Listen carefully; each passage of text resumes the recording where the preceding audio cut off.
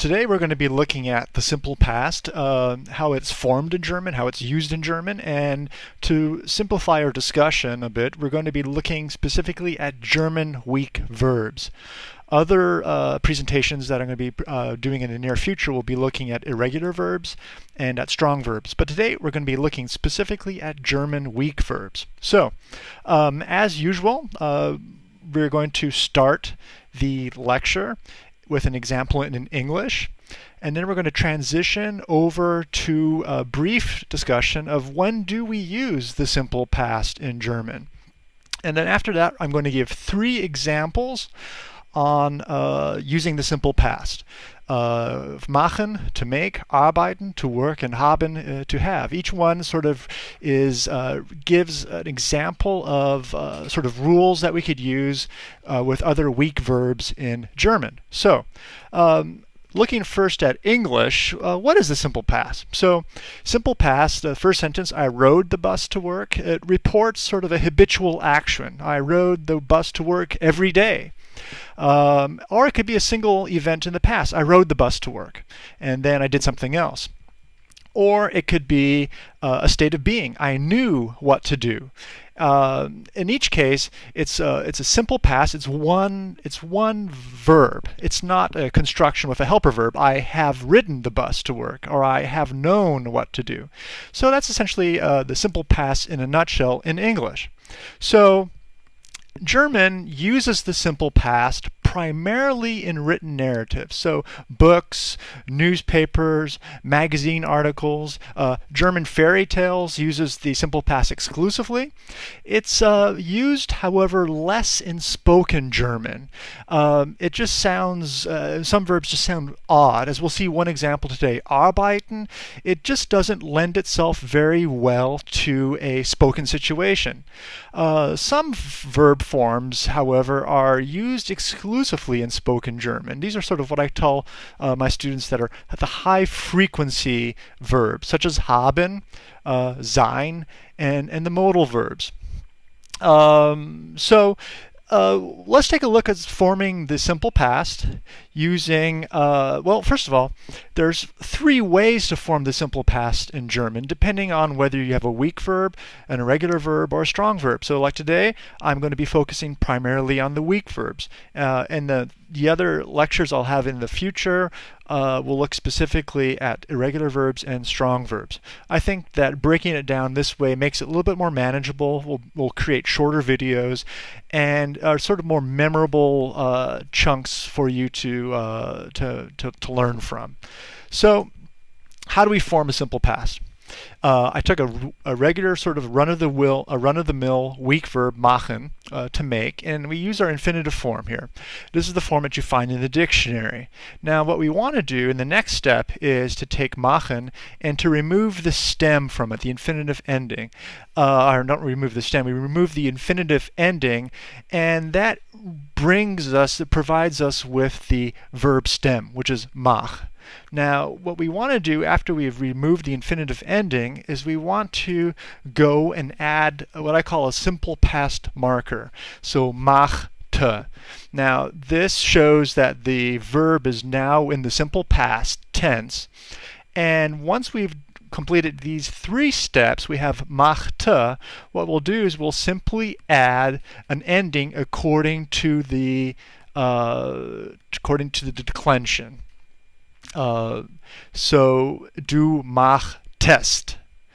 And yeah, so that's what we have. You'll see in the upper right-hand corner that in the singular, we only have the ending in the second person singular. And actually, let's take a closer look at that slide. So, this is what it looks like. Machte, machtest, machte, machten, machtet, and machten.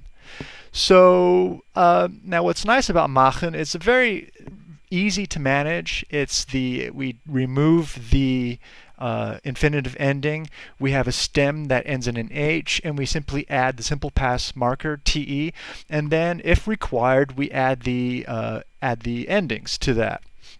Now let's take it at another verb, arbeiten.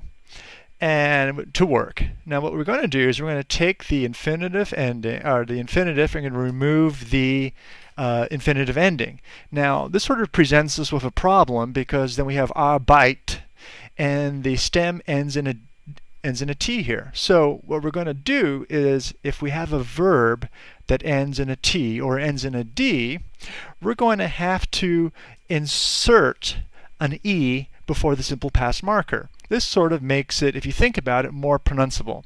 You wouldn't say Arbeit.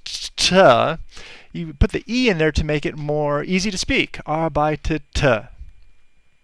So once we've done that, and we've added the simple past marker with this E before it, then we just repeat the steps that we've done before.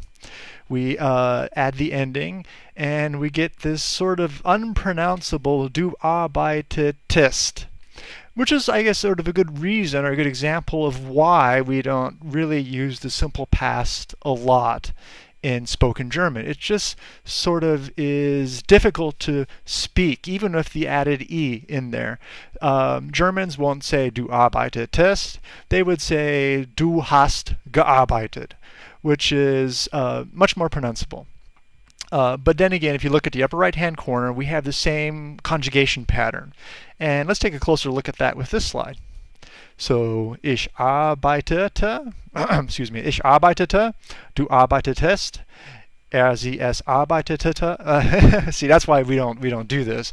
Sie es arbeitete, arbeiteten, arbeitetet, and arbeiteten. Like I said, this is something you won't do in spoken German, but you would see most likely in some type of written form or narrative. Now, finally, let's take a look at the verb haben, to have, an infinitive. Now, this is an unusual one because it's technically, I guess, it's a weak verb. There's not a vowel change in the root. It's not a strong verb. It's not a irregular verb, but there is a slight change in the stem. As we have the infinitive, remove the infinitive ending, and what we're going to do is we're going to change the B to a T. So note that change. B goes to a T. And then from there on out, it's going to be roughly the same, with the exception that even though the stem now ends in a T, we're not going to insert an E before the simple past marker. So it's going to be hatte.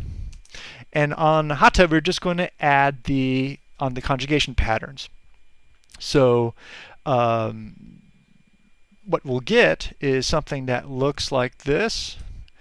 Ich hatte, du hattest, hatte, wir hatten, ihr hattet, sie hatten. Now this is one of those high frequency ones that you'll hear more often in spoken German. You could also hear ich habe gehabt, but ich hatte just sort of rolls off the tongue a little bit better. So anyway, that's introduction to the simple past by means of weak verbs. Future video presentations will look at strong verbs and at irregular verbs as well.